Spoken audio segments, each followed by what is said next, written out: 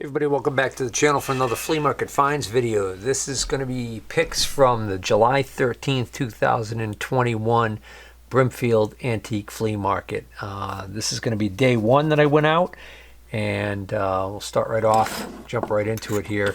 So the first buy of the day was this Starrett number 18B automatic center punch. It's in great shape. It's got a nice sharp tip on it, and it works perfectly. I got that for 10 bucks.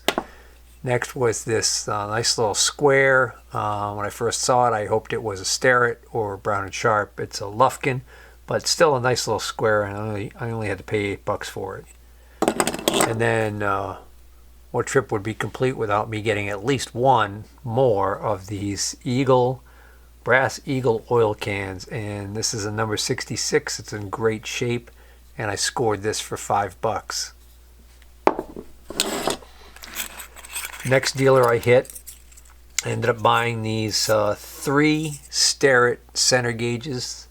These are the satin chrome ones, so these should be a C253, I think. Make that a C391. 3 of these in great shape. And this little set of Starrett S579G telescoping gauges. They're actually in really nice shape, and I gave $30 for these 4 items. I figured I gave 10 bucks for the 3 fishtails and 20 for the little Starrett gauge set. Found another guy had a few items, and I was able to put together this little pile right here for 20 bucks. We've got a machinery handbook, 17th edition. It's actually not in horrible shape. There's one page there ripped out. Actually, I think that's just an index page. I don't think that was part of the book. Anywho, still in usable condition. A Brown and Sharp 1 to 2 inch micrometer. Somebody really wanted to remove their initials or somebody's initials off of this thing, so they ground it. But it's still a good serviceable 1 to 2 inch Brown and Sharp mic. Yeah, and this does have the friction thimble, and it still seems to work.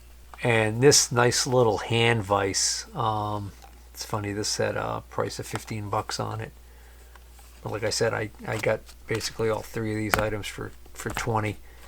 I like these little hand vices. I've got a couple of these now. I'm probably gonna, figure out which one I'm gonna keep, which one I'm gonna get rid of. Some of these are collectible. I don't know. I don't see any maker's name on this or anything.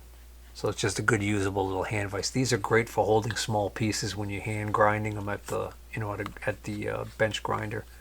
Another dealer I hit, I was able to get these 3 items here for 11 bucks total. This is just a, it's just a brass, couple of reduction fitting and some other random fittings. But what's great is that this right here, this is an Oteker, I believe is how you say the name. Oteker, whatever. Airline fitting. I have a couple of these that were given to me as samples at a trade show, and I actually really like them. They work really great. They give you a really good positive connection, and what they do is they close off the airflow when you get them in this position where the part come out. So right now this would be shut off, the hose would be shut off, and then when you rotate it this way, this lock clicks in so that it can stay, and it gives you a really good, secure, leak-free connection, which is the key here. These do not tend to leak anywhere near like the other standard, type. This old Starrett micrometer. This is it's an old 231 mic. But the funny thing about it is, it actually still works perfectly fine. Even the lock works, which is kind of unusual on these old ones. So just a nice little squeaky mic. And then in here is notice that Fowler case, a set of Fowler plastic dial calipers. And they actually seem to work perfectly fine, and they're actually not in bad shape. There's even the paperwork still in there with them. So sometimes you need a, I'm sure that's not supposed to pop out. Sometimes you need a non-metallic caliper. Then I met a dealer who had this. He had no idea what this was, but he still made me pay $20 for it. And what this is this is a grinding wheel dresser. So what goes in here, there's two different size holes. You can actually turn this and rotate this like so. You get two different size holes so that you can accommodate more than one style of diamond nub. So you put your little diamond bit in here for dressing a grinding wheel, and then you rotate it to the angle that you want, and then you can loosen this, and you can really get some versatility out of this thing. I don't know who makes these. I have one of these now that I got a couple years ago, and it was badged, I think, RAL Mics, which was a company that, it was a distributor that had some stuff in their catalog that seemed unique to them. I don't know who was making their stuff for them, but I've got a couple of RAL Mics things. And then I've got some things that are marked RAL Mics, but they're clearly not made by them. Like I've had Blake coaxial indicators that had RAL Mic on the box. So they were a distributor, but I think they also had stuff made specifically for them that was unique to them. So again, $20 for that. All right, everybody, so here is the rest of the stuff I got on the first day out to the Brimfield flea market. I actually picked that 2 days during the week-long show. This little pair of red mini screw jacks, I've had several of these over the years. Never did figure out who made these. I think they might be just imports, but they're decent little screw jacks. I got this pair of screw jacks for $5. That was a killer deal. From the same dealer, I got this beauty of an Armstrong jack. This is a number 8. I think there were 3 sizes in this series. I actually had a pair of the shorter ones a while back, and I got quite a bit of money for them. I was surprised at how much these go for. Unfortunately, this is just a single, but I got it for $10, and I actually think I'm going to keep that one for myself.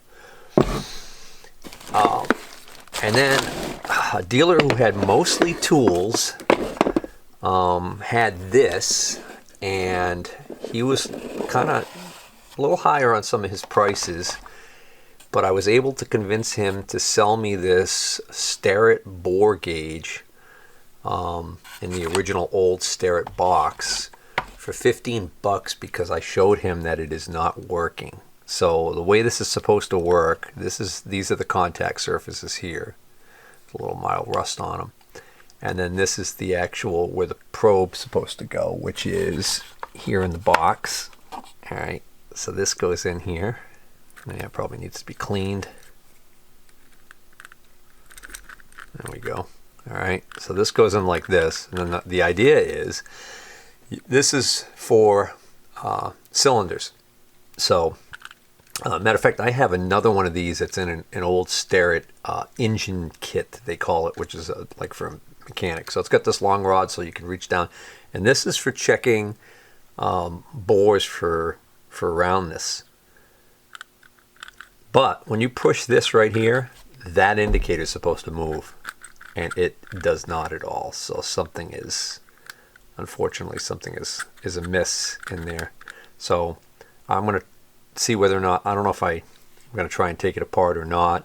It's interesting to me, this looks just like a Starrett 196 indicator, the back plunge style indicator. And that kind of makes sense to me that on the back of this, there might be a plunger that is supposed to be actuated. So I have some extra 196 indicators that work that aren't in kits. Maybe I can use one of those to fix this, because this is actually a nice tool when it works. Not quite sure what the deal is here with this, what this rod right here does. All right, moving right along. So at the end of this video, I'm going to show you the other item I bought from this guy, which was actually the better deal, non-machinist related. So hang in there for that. This one item I bought from a dealer. He had some tools and stuff there. Nothing to get too excited about. Then I spotted this, and we kind of went back and forth about it. And because of the condition it's in, I got this for 10 bucks. Now what this is this is a very early vintage surface gauge. This is what the surface gauges used to look like back then. So it's still got the original, probably the original scriber on it. Again, you know, it's in kind of rough shape. The bottom actually isn't too bad except for this one section right here. But this is a collectible. Now, if I was able to find a maker's name on this and attribute it to a maker, like Starrett for instance, this would be a big dollar collectible item to somebody. Unfortunately, I haven't been able to find anything, and I actually think that this is quite possibly just a something that somebody made way back in the day, and it might still have some collectible value. I don't know, but I for 10 bucks I took a chance on it. Then I found a dealer who had a ton of machinist tools and Starrett tools and stuff, and he was tough on his prices. He was an antique dealer. He had a co-op shop. You know, did his research, so he knew that. Well, he believed that Starrett was gold. But I ground him down and worked him long enough, putting together piles and stuff, that I was able to finally get him to give me not stellar deals, but some deals. There's some stuff in here he didn't really value much, but I spotted. So let's blast right through this. This entire bag, $240 I paid for the entire contents of this bag. 40 of that I know was for this 98-4 level. This is a nice 98-4. It's mint. I don't know if it's ever been used. So I have, I think, every size in the 98 series, but the 4-inch one I have is a specialty one, so it's a little bit different than this. So I don't know if I'm going to keep that yet or not. So let's see what else we've got here. Here's a beauty of a Starrett tap handle. This is in the 91 series, but it's the C size. I might not have this, which means I might have to keep it, which is unfortunate because I'd love to turn it back into some of the money I spent on this stuff. But let's see.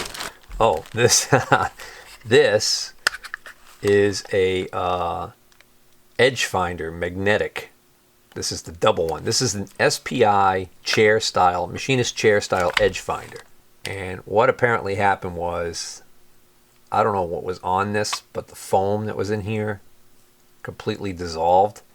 So I'm going to have to see if I can clean this. There's two magnets here and here, and this allows you to snap this thing right onto the corner of, say, like your vise or the part that you want to mill in your milling machine. And then you can basically locate exactly where the edge is quickly. So I just recently had one of these that was the single edge one. It didn't have this double wall construction. It just had one wall, and that was the more traditional machinist chair. So this one is actually a little bit more expensive, but in the condition it's in, I don't know what's going to happen with that. So I didn't value that at much. Here's a 269B, which is a taper gauge. I'm going to check and make sure I have all of these sizes. I do have several of these. I just don't know if I have all of them. Here's the 269A, same thing, only it's the A size gauge. Tool maker with buttons, set of 4. I don't know what that screw fell out of. All right, let's dump the contents of this out. Just in here. Starrett scriber. My buyers love these Starrett screw jacks. 1, 2, 3, 4, 5 screw jacks. 6 of the regular sized Starrett screw jacks. An extension, which I got cheap because he didn't realize that that's an extension for that. No boxes, no other parts for them. This little set of the short ones, the less common ones. 4 automatic center punches. These 2 right here are Starrett 18Bs. This one, this little guy right here, is a Starrett 18AA, which I'm pretty sure I don't have. And then this one is a Craftsman with, of course, the Craftsman long model number, a 9-40451. Starrett pin vise. Not sure what letter size that is because on the early ones, Starrett didn't put the letters right on them. This random, this is for a planer gauge. And again, I knew I could get this for next to nothing because he wouldn't know what it was.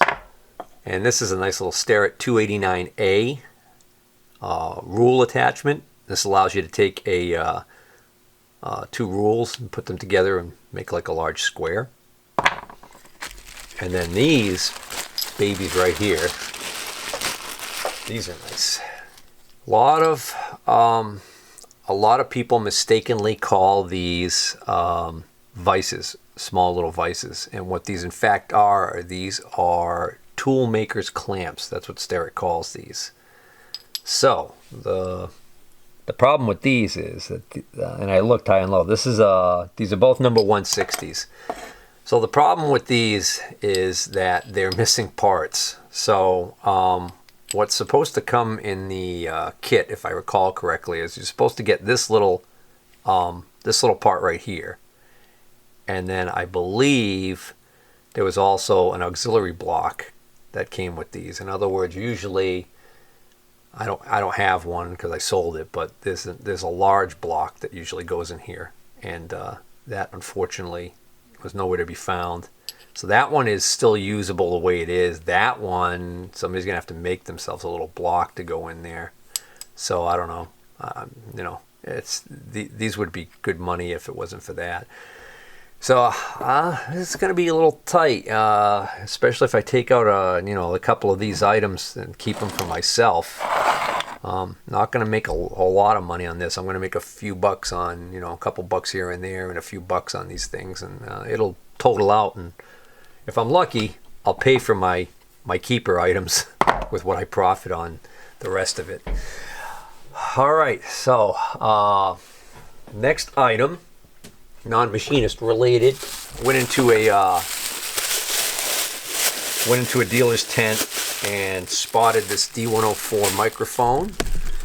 So this is an static D104 mic, and no radios to be found. No CBs in this tent whatsoever. Just this microphone sitting there. So I struck up a conversation with the older gentleman who was in the tent there, and I said I thought it was really cool.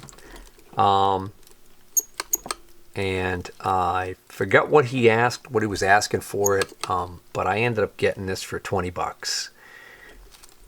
It's a little bit unusual. It's not a Silver Eagle. He had a sticker on there, 45. I said, geez, I know you're asking 45, but would you take 20 for that? And he said, sure. So I was really glad to get this. So there's a couple of things unusual about this one. Those of you guys who know static D104 microphones, I figured I'd just point it out.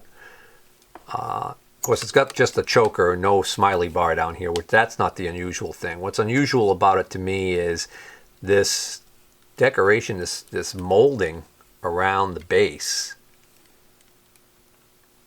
which now I'm looking at it and I'm wondering if somebody just glued that on there and it doesn't belong.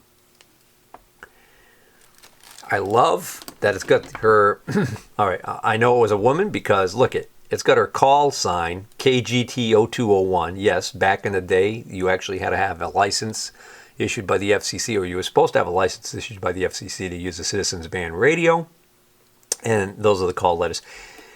Later, they went to 4 letters followed by numbers because they started running out of, combinations. This is a really early one because it's 3 letters followed by 4 numbers. Her handle, well, it could be that it was a husband-wife team because we've got Highball and Coffee Lady.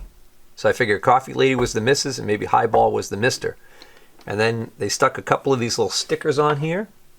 They just stylized it. It's a little little eagle stickers that are an original to the microphone. I would have loved to have seen the radio this came off of. The reason why I say that is because of this cord that's on here, which is clearly the original cord. Look on the end. We've got a bi-pin connector. I'm not positive, but I think that might be an early Browning Golden Eagle connector. Definitely an early tube radio.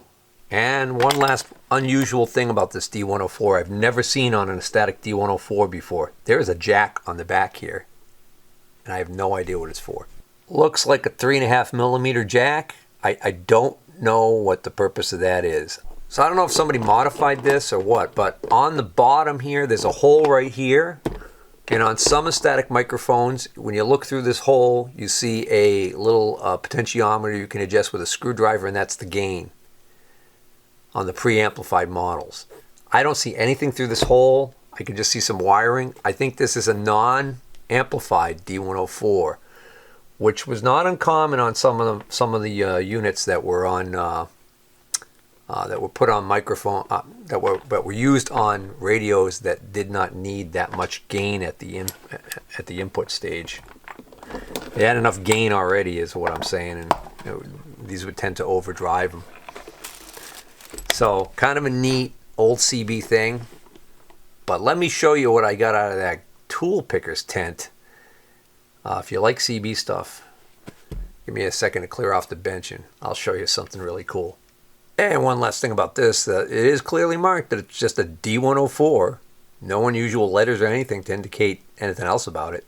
So one of the non-machinist related items that I picked up was in the guy's tent that had a bunch of tools, and I ended up buying that broken Starrett bore gauge from him for like $15. And then in the back of his tent, I saw this cardboard box with a base CB radio in it. And I went over and looked at it, and this is what I saw. I saw that sitting just like that. Took one look in there and immediately went back over to him and said, "What do you want for that old radio back there?" He says, "I don't know." He says, "I think it's I thought it was a ham radio." I says, "Oh, it's a CV radio, an old one." And he says, "I don't know. What do you give me for it?" So I ended up settling on $30 for this. And this is an old Regency 23 channel model CR142. Microphone's ripped off. But I didn't care about that radio. I saw this, could tell just by the connections on the back, this was a linear amplifier. So let me pull out everything that's in this box and show you what I got. So let's take a look at this radio first. It's pretty filthy. Again, it's just a AM 23 channel. No, actually, channel indicator light comes on when I turn it on. Not hearing any sound out of it, but that could be because of the microphone being broken off. Here's the original hand mic with the radio. See if I can't rig up a jumper to trick this thing to go into receive mode. Well, unfortunately that radio is pretty much almost completely dead. Other than the lights, it does nothing. That light comes on too, the meter light. But the problem is, no matter what combination of pins I try and short together over here, I'm not getting any transmit or receive. So there's probably a power supply problem, no B+, and that could easily be due to shorted final transistors. RF finals could be bad. Who knows? Again, I'm not too concerned about it. This isn't really what I was after. But it is nice that it has the original microphone with it. Got some paperwork here. Let's see what this goes to. Oh, this is cool. This is a 1975, issued 1976, or effective date 76, expiration 81. This is the original Class D license from the FCC that this owner of this radio had. Change of address notice. It's funny. You're supposed to notify the FCC if you move so they can know where you went to with your radio. Here's an old, I don't know what brand that is. Like a no-name brand. Made in Japan. SWR meter, an inline SWR meter. Vanco. And then this is hilarious. This was in the box too. This is just a regular notebook, okay, but it's got a whole CB vibe to it. The cover's got all these funny sayings, you know. Cotton picker, negatory, Roger Ramjet, cut some Z's, drop the hammer, rolling roadblock, truck 'em easy, brown bottles, spy in the sky. All right, man. Great. On the inside cover is the 10 code. Tell you what all those 10-4 and all that means. Then the guy went and actually, he was logging apparently people he spoke to. Dandy Dawn, White Whale, All Nighter, the towns they were in, signal, the channel he was on, and the RF signal reading. Interesting. Let's see if any of these indicate that he was shooting skip. These appear to be all towns in western Massachusetts out in the area where Palmer is, so I am guessing that he did not really shoot skip with this. And then apparently there was an alternate use for this. Somebody did a little bit of math there, but on the very last page, this is the one that I got a kick out of. A bunch of blank pages in here, and then on the very last page, there's a little. Does anybody know what that is? Well, if you help your kids do homework, their math homework like I do, you will know that this is some algebra. And this is looked like somebody was doing some maybe point intercept form or something like that. Y equals mx plus b. Because we get a column of y's, we get a column of m's, where m is the slope, and then there's x on the end there. So that's my guess anyways. All right. Who cares, right? Supposed to be making these faster. All right, so let's look at this cool linear amplifier. Hopefully this isn't dead like the other thing is. But this is a Chris, K-R-I-S, boomer. So this is a tube amplifier, or valves if you're watching from England. And this uses 2 RF final tubes. So there's a pair of them in there. They are in there, which is good. Nobody robbed the tubes out of it. I don't exactly know what model this is. There's a serial number. Well, all of the ones on eBay right now have meters on them, so they're clearly different models. And even when I search on Google, it's kind of tough because there were quite a few apparently that were called just the boomer and had different variations. I found a link. I found a thread where somebody was discussing contemplating purchasing one and was asking about it, and he was describing it as supposedly that it had one tube as a driver that was driving 3 RF final amplifier tubes. I can clearly see only 2 output tubes in the top here. There is a socket hole made in the chassis for a 3rd tube socket right there, which makes me think that maybe whoever was manufacturing these was, using the same chassis setup for different models that he was making. Because I don't think somebody tore out the whole socket. I don't think there was ever anything in there, which begs the question: where is the driver on this thing? You have a couple of screws out of the top. I'm not going to get into this and take it all apart now. I'm just quite frankly not that interested in working on anything right now. So anyways, I just thought I'd show it. It's kind of an interesting old amp, and these were designed for use on 10 meter, and I think you could also use this one on 6 meter. I saw that on one of the other descriptions. But of course, that's what the warning on the back here tells you about too. All of these amplifiers had these warning stickers. Unit is provided for exclusive use on amateur band 10 and 6 meters. Any other use is illegal and subject to federal prosecution, aka not supposed to use it on CB radio band, which is 11 meters.